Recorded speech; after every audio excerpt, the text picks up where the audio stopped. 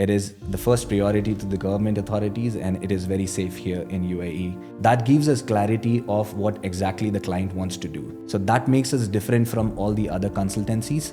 If I talk about the salary category, there is a new implementation that recently happened in the month of January. While someone is setting up the business, they have to make sure that what they are doing is right for them and they have knowledge about that activity. Free zone companies are meant to do business within the geographical limits of free zone or internationally. Is it possible to start business in Dubai with a small budget? The cheapest package we have is for...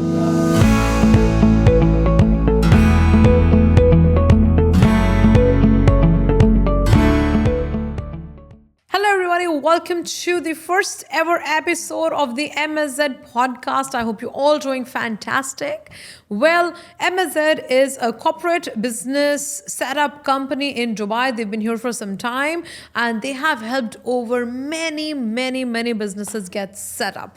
Now, in this podcast, we're actually going to be talking about what does MSZ do, what makes them different, and let's bust some myths on some cost-effective free zones, and also how easy is it to set up businesses in Dubai? Is it really easy?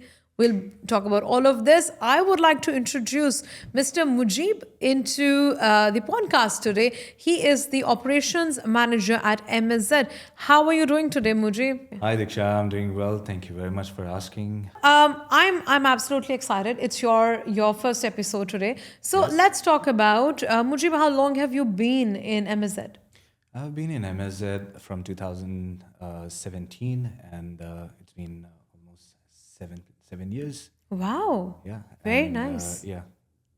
And tell me, people obviously, you're a familiar brand, but for those who don't know, tell us, what does MSZ really do? So we help investors who want to set up their companies here in UAE, mainland, free zone, offshore companies. We help them with structuring of the business, restructuring of the business. We also assist them with the residence visas. So basically what MSZ do is we do the end-to-end process. We start the company registration process, starting from their document collection till they get the residence visas. So we do the complete process of the registration and the residencies. Amazing. Well done on that. And what makes you different from the rest of the competitors in the market? So most of the people say that they will deliver in 24 hours the company registration documents, but most of them fail. We make sure that we deliver it. That's what makes us different from the others. We take all the documents when we get on the call from the client with the client. We process the application and make sure that within 24 hours the license is released. This brings me to my question, that people say that setting up a business within 24 hours is easy in Dubai. There's this large propaganda everywhere. Is it something that is universally applicable across industries? And I want to know, is it just a marketing gimmick to get people in, or does it actually happen, and can it happen for most of the people? It happens. It happens for certain activities like trading, marketing, and management consultancy activities. We can make sure that within 24 hours the license is released, and the residency after the license registration, then comes the second step of residencies. And it takes about like 7 to 8 working days for the finalization of the residency. Right. Yeah. Very interesting. And tell me, when we're looking at setting up companies, how easy is it to even get visas for yourself, for your staff? It is. So the residencies, yes, it is easy, but it depends on the nationality of the shareholders. So if I talk about specific nationalities, then as per the immigration list, there are certain nationalities which is on the high risk, and it takes time to get the approvals on it. And for the other nationalities, which is very common in UAE, as you know, I don't want to specifically mention any nationality. It takes about like 8 working days to finish all the process. Wonderful. And Mujib, now indeed we're living in an era where Dubai is being largely promoted Yes. as the entrepreneurship hub. Over 700,000 businesses have already established themselves in Dubai. Right. I want to know that while we are promoting the zero tax regime and so on here, which obviously is now changing, what else is attracting all these businesses to come to Dubai? See, firstly, the infrastructure, the banking facilities, the investment facilities in UAE, and also when I'm talking about the investment facilities, the investors in UAE, they can invest about 2 million dirhams in the property and they can get a golden visa for 10 years, which is not possible in any other country at the moment, which makes UAE different from the other countries. And also about the security, especially the security of any person, any individual, resident, tourist, or anyone. It is the first priority to the government authorities, and it is very safe here in UAE. If you leave your mobile phone on the road, you come back after 30 minutes, you will find it at the same place. That is true. That you can't find it anywhere else in any other country. Correct. So that makes different. And continuing to the property visa, golden visa thing, there are other categories also which we have expertise in. 2 million fixed deposit, 2 million property. We can manage to get their visas in 3 working days. Very Maximum. nice. Whereas the actual timeline is 15 working days, but we make sure that it is delivered in 3 working days. Very nice, very nice, very nice. Quite interesting. I completely agree with this that Dubai is actually bringing the best of everything here, right? From culture, you don't feel isolated here. Yes. You have people of all kinds. You have people who can stay in all budgets. Exactly. As well. And then indeed, there's an ease of transportation, ease of communication, everything. I think Dubai kind of like is a beautiful amalgamation of all cultures and the best of everywhere. True. Yeah. Yeah. Okay. So tell me, Mujib, is business just about getting a license? There are often more things that people ignore when they're about to start a business. Right. There are other challenges, other things that are going to be coming up in front of them. Right. Would you want to throw some light on what all should people be mentally prepared for when they're starting a business? So while someone is setting up the business, they have to make sure that what they are doing is right for them and they have knowledge about that activity. That is the most important thing. So when we speak to the client, first thing we ask is the activity. What is the activity he will be doing it? And does he have any preference in terms of where he want to do the business? If it is going to be international business or the local business. Accordingly, we advise them which activity to choose and which free zone or mainland activity they have to do. So if they have everything in place, like budget, activity, and the place of registration, and they should have the plan for next 6 months at least, the budget especially for the next 6 months, then they will be able to get success in their business. Amazing, amazing. That is indeed true. Obviously, there are so many things in terms of planning employment Exactly, visas, yes. and so on. Yes. What do you say about that? Like how should people, for instance, if someone is planning to come to Dubai, how should he be planning to sustain through the next 6 months? What are the things that you would say, okay, listen, you should be aware of this and then come and prepare for this income? Right. So, yeah, obviously the business plan for their business, what they are doing, and they should have the proper documentation in place for the residence visa, and they should have the proper documentation for the bank account opening and the capital which they have to deposit in their account to maintain their account. Most of the banks, they ask for a minimum balance deposit to their account. And when they say deposit, it's not a fixed deposit, it has to be maintained in the account. That is something they have to take care of when they are sending, if someone is sending money from India, they have a long procedures to follow, and following those processes, it takes time. So they have to be prepared for that as well. Very nice, very nice. Totally. I'm completely in resonance with you. Well, we also look at Dubai having now over 50 free zones. Exactly, yes. Right. And we also have Mainland and we have other setups as well. Right. Have you ever encountered a challenge where a client has come and established in a wrong structure that wasn't suited to him, and how did you rectify this thing? Right. So there was this client. He was interested to set up a company for the virtual assets, and he was advised to set up an IT consultancy, Oh wow. which is totally a different activity. Later on, parallelly, when he was discussing with the other consultancy, he got in touch with one of our agent, and we took an online meeting with him. And then the client came to our office. We provided him complete details.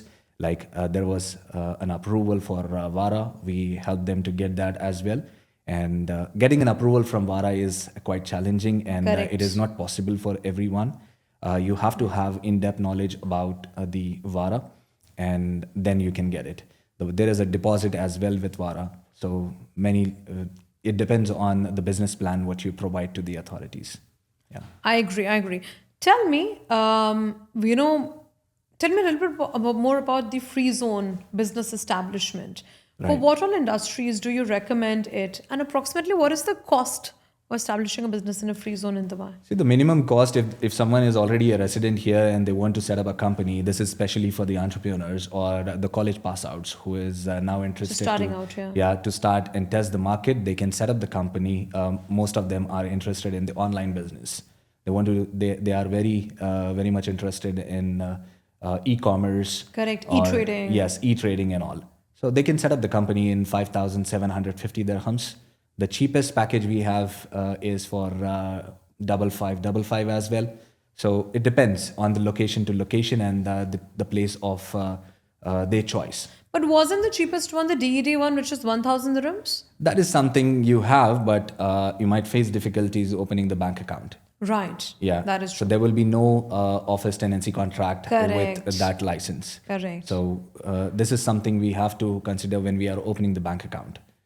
Yep. So the cheapest one, the 5599 is what you mentioned. 5555. 5555. And which Yes. free zone is this from? It's the Ajman free zone. Ajman one. Yes. Very nice, very nice. Yeah. How about the liquidation processes of the free zones? The liquidation process, yes, it is only 2,000 dirhams in Ajman.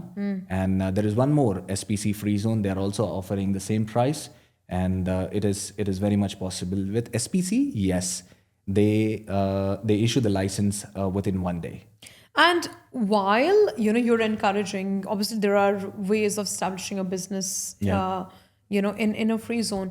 What are certain things you would recommend people should be mindful of before they're setting up a free zone license? I mean, let's break it out into this.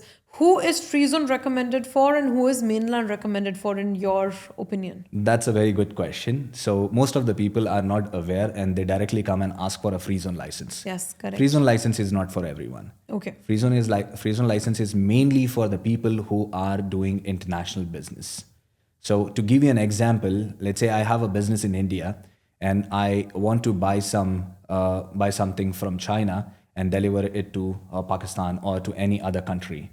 So I can have a company registered here. I can make the payments using this Dubai company with this international transaction to fulfill the international transaction, and I can receive the money from Pakistan easily. Right. That is something I can do. Of course. So this type of transactions, it is very good in Free zones. in free zones. Yes. And if you have an IT consultancy and your staff is sitting in India, you want to receive the money here in Dubai, it is very much possible. You can do that. So you will be outsourcing all the services from India and receiving the money here and paying out to the Indian company. That is also possible. You can do that. And this is something we have to keep in mind. Free zone business is not for everyone. It is only for the international business. Okay, people who are more dependent on international businesses. Exactly. Either import or export, either way. But Right. for them, that is import, Exactly. export, or services mainly. Yeah, Yes. and to give you more information about this, free zone companies are meant to do business within the geographical limits of free zone or internationally. They're not allowed to do business in the local market. But most of the people, they do a business in the local market with free zone, and they have to pay the taxes, which is 5%. Correct. So with lack of knowledge, they do get into this.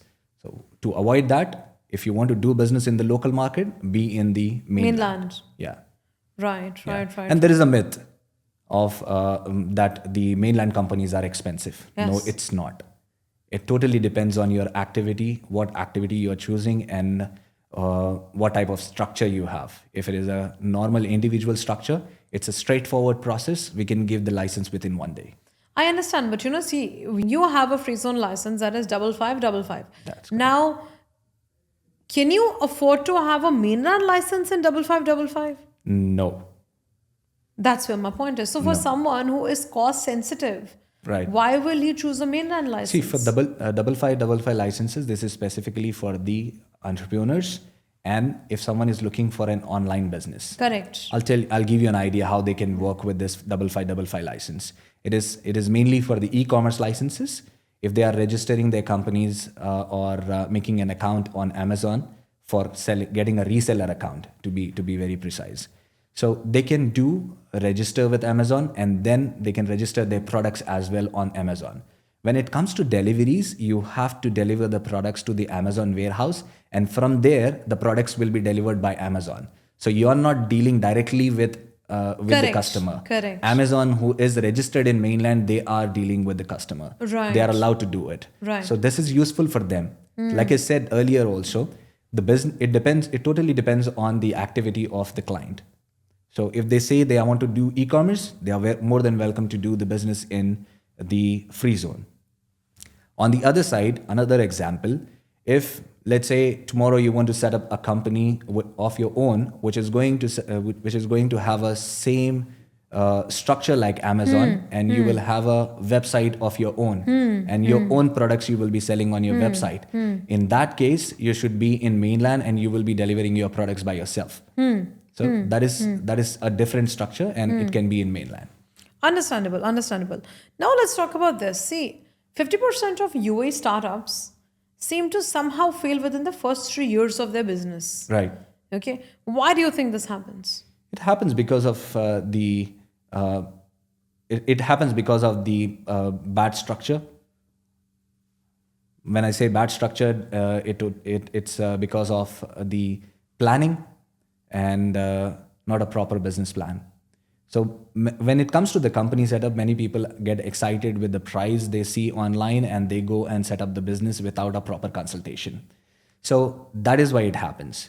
If you have a proper consultant who can advise you on the activity which is suitable for your business, and if you have a proper bank account and the proper staff, which is having a proper knowledge about the product, then it goes for years. So if you have not a proper business plan or anything missing from these 3 things, then yes, it fails. Because I'll tell you why. I think you nailed it there. That in Dubai actually makes, all the ads that you see on Instagram and Facebook, set up a business in 24 hours, 1,000 dirhams and so on. So what happens is you get so excited, you're like, oh my goodness, I am working, I'm making about 10,000 or 11,000. Let me actually just invest 1,000 and start a company and see where we go. Right. And then after that, because you don't have a proper business plan, you don't have staff, you don't have a sales idea, you don't know where to go, how to go get money, what to do with the license. That is where the entire planning goes off. Exactly. Now tell me, how does MSZ contribute to this? Right. So for instance, do you have consultants who can advise or perhaps even do some business planning and financial planning for people? We don't do business planning or financial plannings, but yes, we have consultants who are trained on your and panel, yes, who can advise. Are trained, and they can advise on the activities. Right. So we have a structure of questions which we ask to our clients, and that gives us clarity of what exactly the client wants to do. Okay. And like our motto, we connect, we process, and we care about our clients. So that makes us different from all the other consultancies. And I'll give you, if I can talk about an example, which I came across from one of my client. So what happened is this client, he registered a company with one of the consultancy. And after a year, he wanted to renew. So they were giving a huge service fee on top of the government fees. Wow. Which was not charged initially. Right. So what people are doing nowadays is they are reducing even the government fees and setting up the companies. Right. Yeah, they are just onboarding the client, Yes. and that is attracting the clients, shareholders, the investors. Right. And later, after a year, they will charge them a fees which is more than the government fees, right? So they will charge the government fees plus the processing fees as well. And the process, when I talk about the processing fees, it is not going to be less. It will be obviously half of what they are paying to the government authorities, especially in free zone cases. So that is something we don't do. We have a contract with the client. We will fix a fees which is charged for the company registration and also for the renewals. We are very cost effective when it comes to the incorporations, renewals, amendments, visa processings, or anything. We are very cost effective. Awesome. Tell me, is it possible to start business in Dubai with a small budget? It is. It is very much possible, but not too small budget. You should have at least an amount of 5,550 dirhams, 55 dirhams, and you can set up your company. Correct. But how much is the minimum cash flow that you recommend that people should have if they're actually planning to set up a business? How many months of runway should they actually be planning for? At least for the 6 months. Right. They should have a budget of 6 months, which should be pre-planned, and they should be concentrating they should, when they get the revenue out of it, they should reinvest into the business, and they should not be getting anything out of it till 1 year.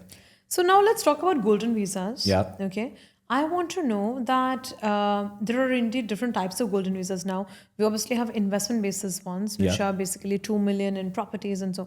There's indeed the other ones that are based on your creative skills, merit, Right. honorary ones Right. that are there. So talk us through this whole process of golden visas. Who is eligible for a golden visa? See, golden visas, there are multiple categories. Categories for the frontline workers.